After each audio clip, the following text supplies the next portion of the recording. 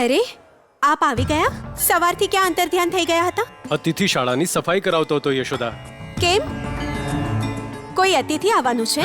હા, અક્રૂરજી આવે છે મથુરાથી. અક્રૂરજી?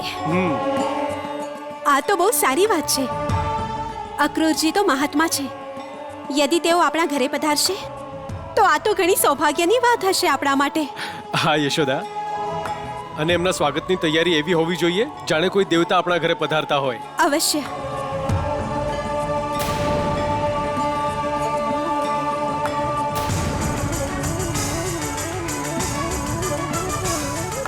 આવું કેમ થાય છે? શું થયું? મારી જમણી આંખ ફરકી રહી છે. આ તો કોઈ અશુભ થવાનો સંકેત છે. અંગ લક્ષણ નારીનો પાંચમો ભેદ છે યશોદા, જે પુરુષની સમજથી પરે છે. હવે હું એમાં કંઈ જ નહીં કરી શકું. હા, તમે એક કામ કરો, તુલસીના 2 પાન ખાઈ લો. થોડી જ ક્ષણોમાં સર્વ અશુભ શુભ થઈ જશે. આપને મારો સંકેત મજાક લાગી રહ્યો છે. હમણાં તો તમે કહ્યું હતું કે અક્રૂરજીનું આવું આપણા માટે બહુ સૌભાગ્યની વાત છે. હવે આ અચાનક તમને શું થઈ ગયું યશોદા? અક્રૂરજી આવી ક્યાંથી રહ્યા છે? મથુરાથી જ ને? આ જ વાત મારા માટે ચિંતાનું કારણ છે. આટલા આશંકિત કેમ થાવ છો યશોદા તમે? એમનું મથુરાથી આવવું જ શંકાને જન્મ આપે છે. મથુરાનો શુભ સાથે દૂર દૂર સુધી કોઈ સંબંધ નથી. અક્રૂરજી મહાત્મા છે યશોદા.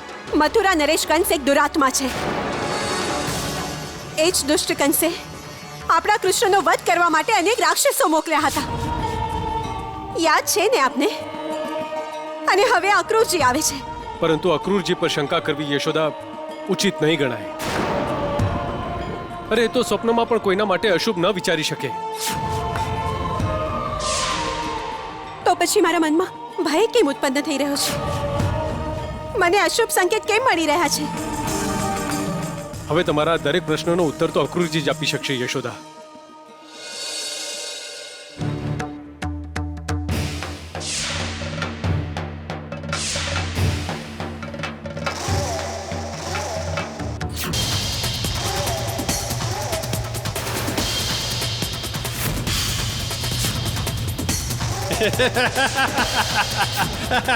મારી નજીક ના આવ, જા અહીંથી. એને જવા માટે કહી રહી છે, જે તારા માટે એનો જીવ દેવા પણ તત્પર છે. હું તારા હાથ જોડું છું. હાથ નહીં જોડ, હાથનો હાર મારા ગળામાં નાખી દો. મેં કોઈ બીજાને વર માની લીધો છે. હું તો તારી સુંદરતાનું ગૌરવ કરવા માંગુ છું. હવે અહીંયા બળ અને સામર્થ્યનો આપણે બંને ઉત્સવ મનાવીશું. ના, આગળ નહીં વધો. હું કહું છું, આગળ નહીં કોણ વધો. રોકશે મને? કુબેર, સુંદરી, સંપૂર્ણ વિશ્વમાં કોઈ પણ મારા બળનો સામનો નથી કરી શકતું.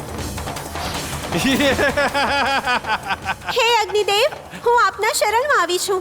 યદિ હું પવિત્ર છું તો આપ મને સ્વયંની પવિત્ર જ્વાળામાં સ્થાન આપો.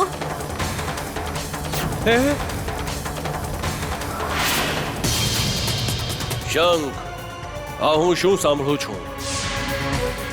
તમે યક્ષ કન્યાઓને કષ્ટ આપો છો? યૌવન અને સૌંદર્યના વખાણ કષ્ટદાયક તો ન જ હોવા જોઈએ ને મહારાજ કુબેર? વખાણ કરવાની એક રીત હોય છે. વગર અનુમતિએ કોઈ કન્યાનો હાથ પકડવો અપરાધ છે. અપરાધ?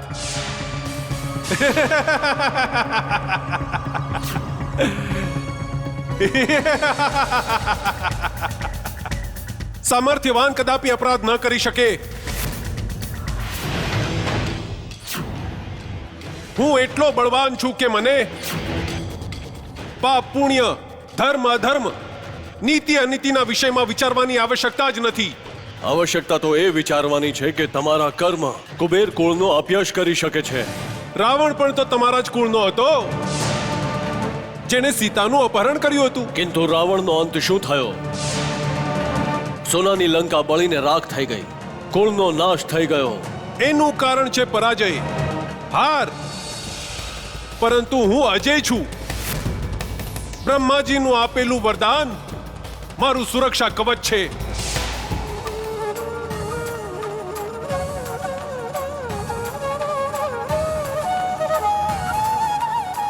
પ્રણામ પ્રભુ.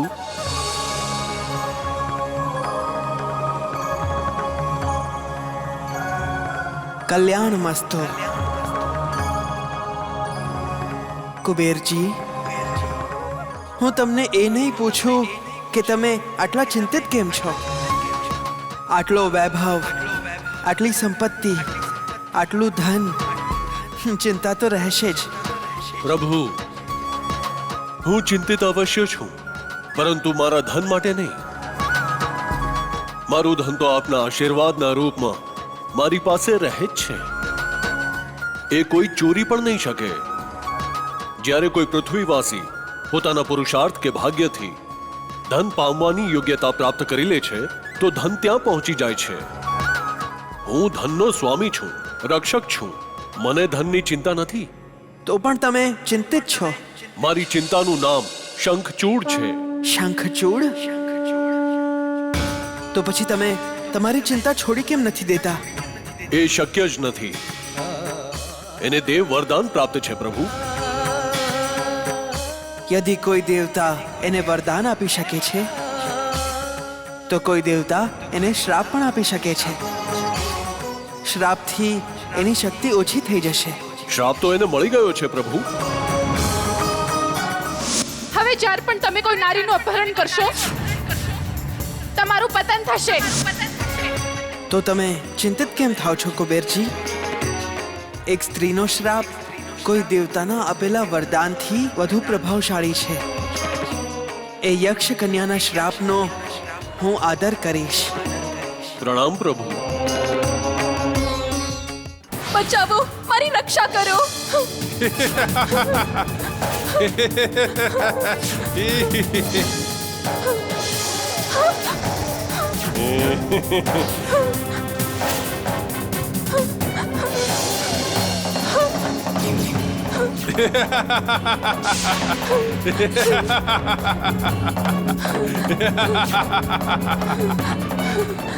નારાયણ નારાયણ.